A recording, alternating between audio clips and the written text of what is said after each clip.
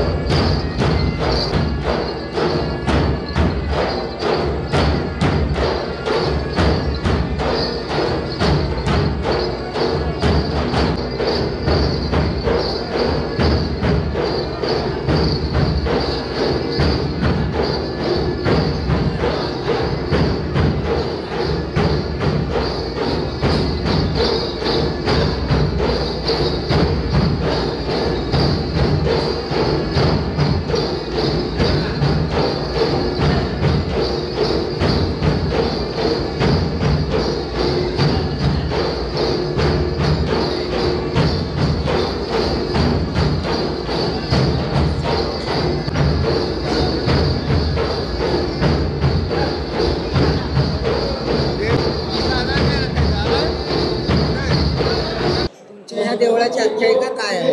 या देवळाची आख्यायिका हे देऊ शारदा देवीचं मंदिर हे 200 वर्षापासून आहे.